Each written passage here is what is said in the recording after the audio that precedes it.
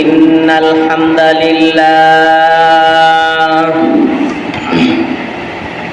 نحمده ونستعينه ونستغفره ونؤمن به ونتوكل عليه ونعوذ بالله من شرور أنفسنا ومن سيئات أعمالنا من يهدي الله فلا مضل له ومن يضلله فلا هادي له ونشهد أن لا إله إلا الله وحده لا شريك له أما بعد فقد قال الله تعالى في كلامه المجيد والفرقان الحميد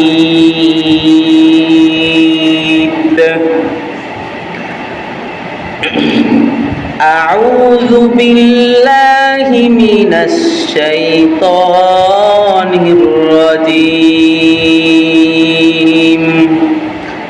بسم الله الرحمن الرحيم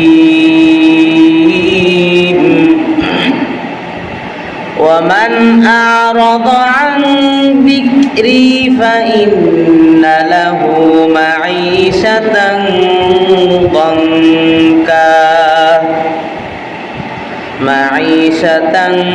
ضنكا ونحشره يوم القيامة أعمى قال رب لم حشرتني أعمى وقد كنت بصيرا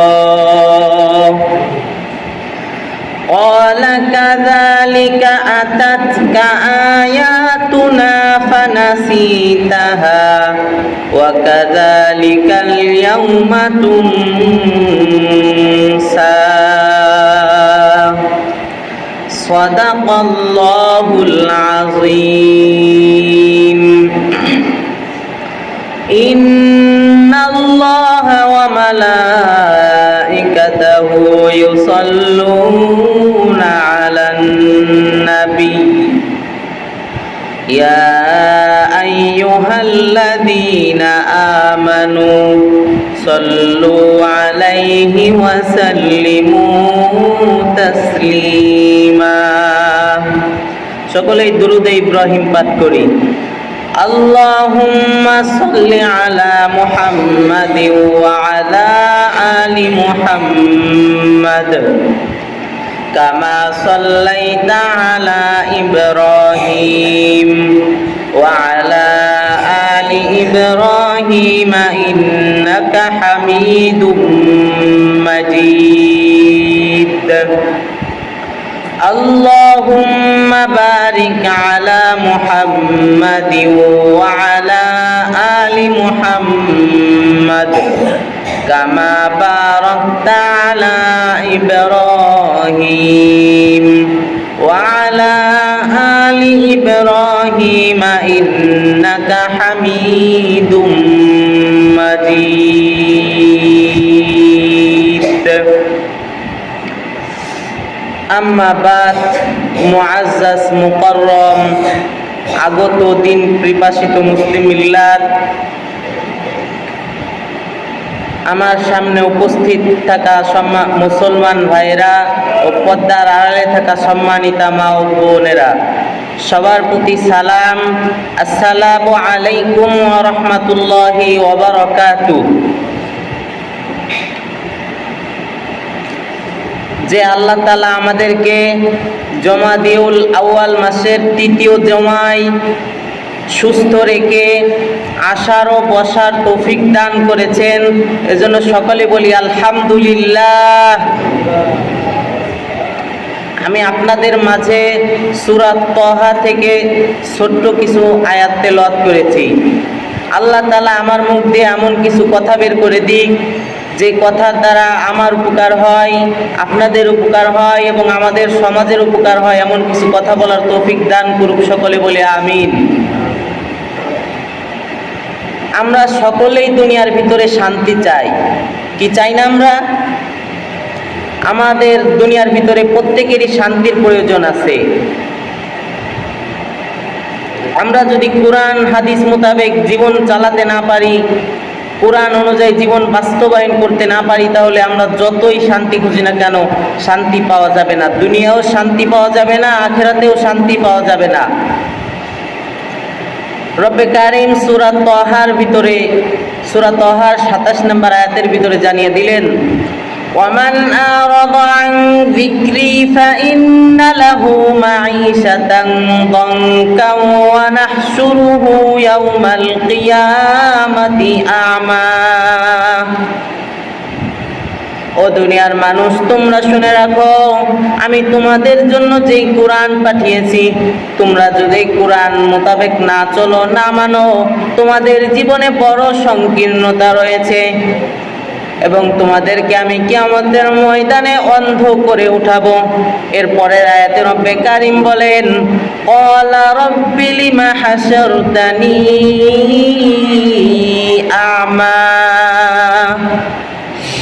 হে রব্বে কারীম, আপনি আমাদেরকে কেন অন্ধ করে উঠালেন?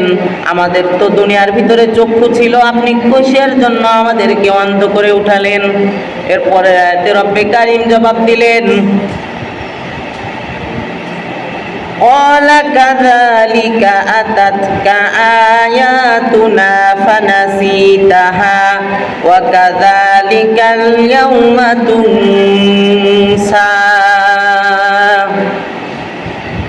ও বান্দা, আমি তো দুনিয়ার ভিতরে তোমাকে আমি কিতাব দিয়ে পাঠিয়েছিলাম, কোরআন দিয়ে পাঠিয়েছিলাম, তুমি তো আমার কথা মানো নাই, আমার নির্দেশিত পন্থায় জীবন বাস্তবায়ন করো নাই, তুমি তো আমার কথা মতো চলো নাই। এজন্য আমি রব্বে কারীম এই কিয়ামতের ময়দানেও তোমার কোনো কথা শুনবো না। এজন্য আমাদেরকে কোরআন মোতাবেক জীবন চালাতে হবে।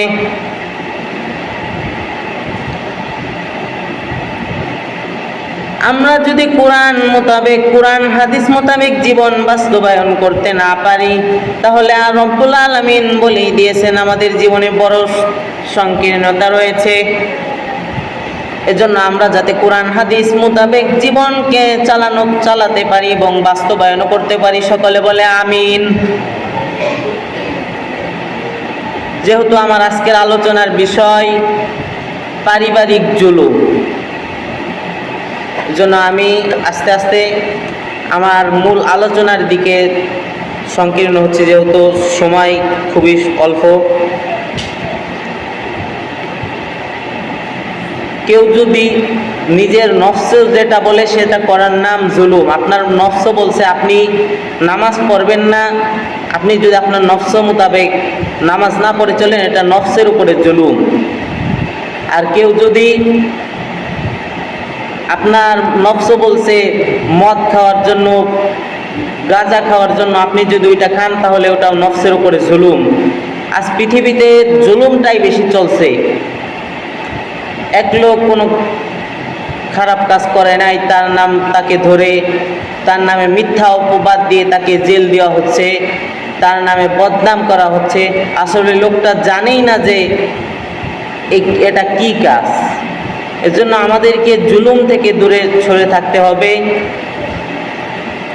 পারিবারিক জুলুম এর 1 নম্বর পয়েন্টে আমি পেয়েছি স্ত্রীর উপরে জুলুম।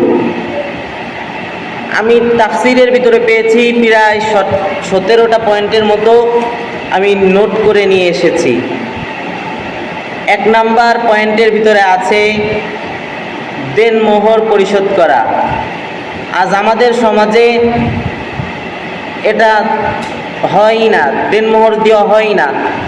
রব্বে কারীম সূরা নিসার 4 নম্বর আয়াতের ভিতরে বলেন, ওয়া আতুন নিসা